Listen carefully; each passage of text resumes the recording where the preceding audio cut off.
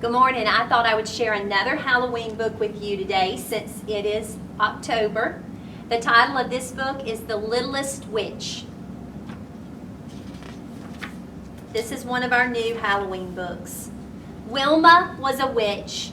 She lived with her family in the mistiest part of the spooky woods. There were many witches in Wilma's community, but Wilma was the littlest one.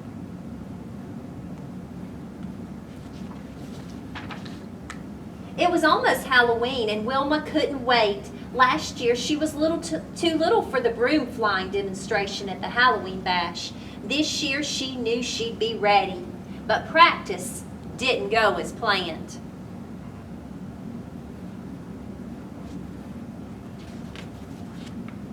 Wilma joined broom practice day after day. She knew the routine by heart, but her little arms and legs just couldn't hold the broom to do the spins, turns, and stunts the other witches could do.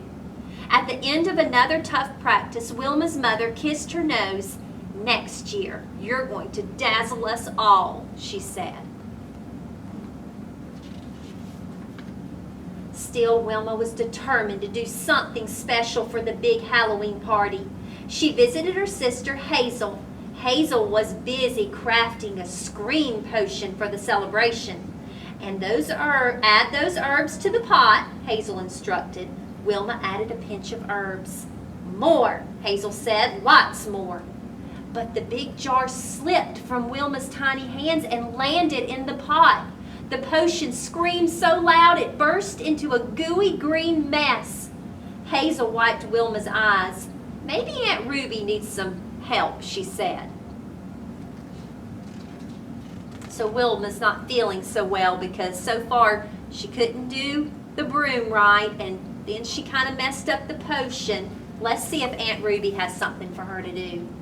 Wilma hurried to Aunt Ruby's house. She was one of the best spellcasters in the spooky woods, and she was working on her biggest spell yet. Aunt Ruby consulted her book. "I need the slime from one toad," she said. "I can catch a toad," Wilma offered. Wilma pounced, but the big toad slipped right through her small hands. She fell head first into the pond. Wilma marched over to the broom studio. If she couldn't fly in the demonstration, maybe she could make the new brooms. The witches showed her how to gather the twigs around the pole and secure them with string. But bundling the twigs wasn't easy. Before she knew it, Wilma had tied herself up to the broom. "We don't have time for silliness," one of the witches told her. Wilma ran to her grandmother's cottage. "I'm still too little," she cried. "Nonsense," Nani said. "I was just finishing your new shoes for the big night." Wilma stepped into her beautiful new shoes. They were much too big. "Oh dear," Nani said. "I'll need to make some adjustments." Wilma roamed through the spooky woods. She was sad. She knew there had to be one special thing she could do this Halloween, even if it was little. Wilma rounded a corner and bumped right into her friend May, the mummy. May was sad too. "There's no part for me on Halloween," Wilma whispered. May nodded.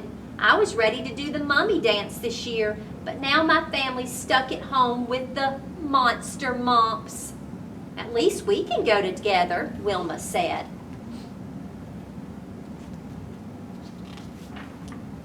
Before long, Halloween was here. All of the spooky woods joined the party. There was dancing and magic, yummy food and music. Soon it was time for the annual broom flying demonstration. Wilma and May stood in the very front as the witches started their performance. But the witches looked confused. They all flew in different directions. The crowd got quiet. "The director is missing," Wilma gulped. Uh-oh, they need somebody to lead them so they'll know which way to go. Who do you think that could be? That's right, Wilma. Wilma looked around. Then she had an idea. "Quick, May, give me a boost." May helped Wilma climb onto her shoulders. Now she was very tall. Wilma got the witches' attention and began conducting the routine. The witches lined up and started again, following Wilma's directions. The broom flying performance finished with a flurry of spins and dips. Everyone laughed and gasped and clapped and cheered. The witches stole the show with their fantastic demonstration, all thanks to Wilma and May. Once again, Wilma and May proved that being little can be fun, but it's the magic of friendship that makes it even sweeter. I hope y'all enjoyed this Halloween book. Sometimes you may feel like Wilma and May, that you're too little to do something, but you can always give it a try. I'll see y'all next time.